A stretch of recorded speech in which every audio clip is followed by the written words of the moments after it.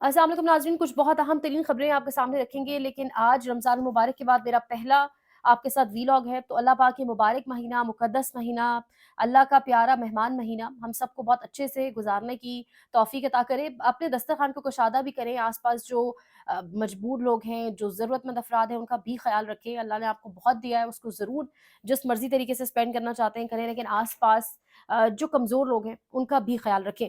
कुछ बड़ी अहम तरीन खबरें उस हवाले से बात करेंगे कि एक जो पूरा वर्ल्ड ऑर्डर जो है उस पर एक क्या बड़ी तब्दीली आने जा रही है। अमेरिका से जो खबरें उस हवाले से बात करेंगे।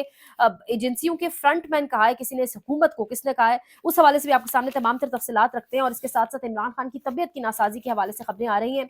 सबसे पहले यही डिस्कस कर लेते हैं कि इमरान खान की तबीयत नासाज, और खबरें कुछ इस किस्म की आ रही हैं कि इमरान खान के कान में मुसलसल एक इन्फेक्शन, और उसके साथ साथ दांतों का भी इन्फेक्शन। अब जो कानों का इन्फेक्शन है वो जिस तरह की उन्हें अनहाइजीनिक कंडीशंस में रखा हुआ है, जो ऑब्वियसली सफाई का तो कोई, हम जिस तरीके से देखते हैं वो तस्वीर भी सामने आई थी, कितना छोटा सा एक सेल है जहां पर वो है।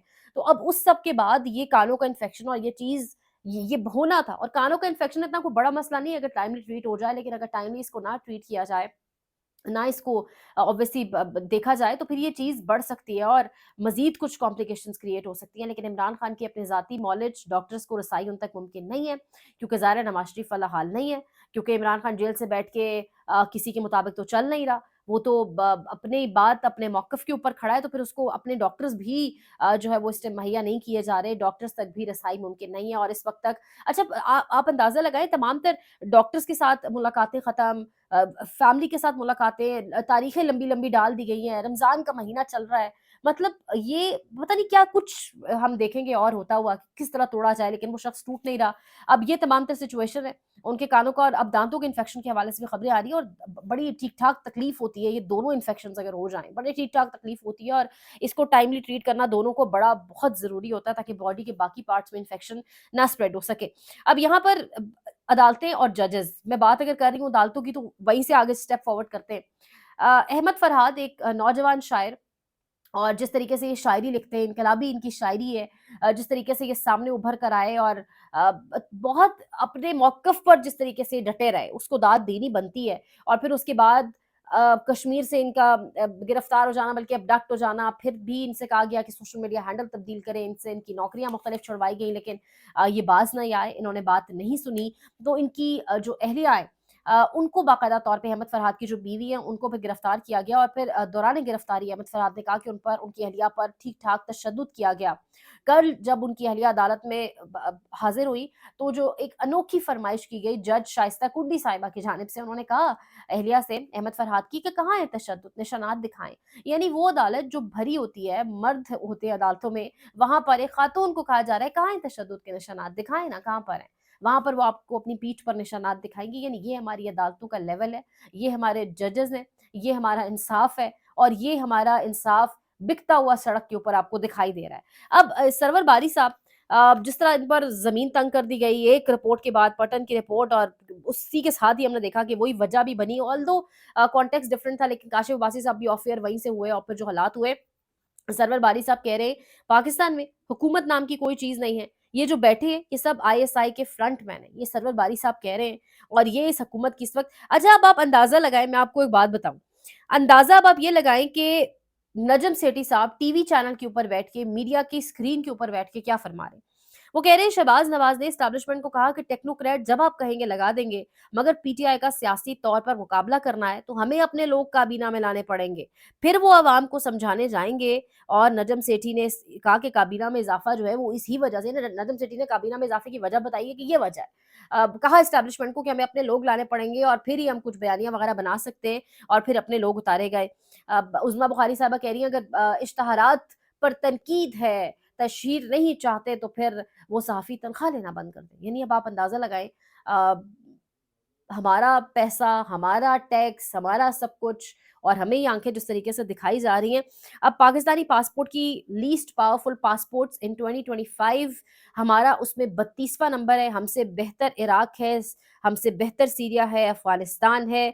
ये हमारी इस वक़्त टोटल औकात है। हम 32वें नंबर पर पहुँच चुके हैं। हमारा वो प्यारा सब्ज़ पासपोर्ट, ग्रीन कलर का, जो हमारी शनाख्त है, जो हमारा प्राइड है, ہم اس کو پرائڈ ہی مانیں گے، رینکنگ وائز بے شک وہ لو ہے، لیکن اس کو کس نے اس درجے پر پہنچایا، کس نے ہمارے اس پاسپورٹ کی یہ اتنا اس کو نیچے گرا دیا کہ لیسٹ پاورفل پاسپورٹس کے اندر 32ویں نمبر کے اندر ہم سے بہتر جو ہیں وہ ممالک ہیں جو ایک وقت میں ٹھیک ٹھاک کمزور ممالک تھے، جنگ زدہ ممالک تھے، جہاں جنگیں چلتی رہی ہیں، یہاں پہ یہ کریڈٹ بھی کس کو دینا بنتا ہے۔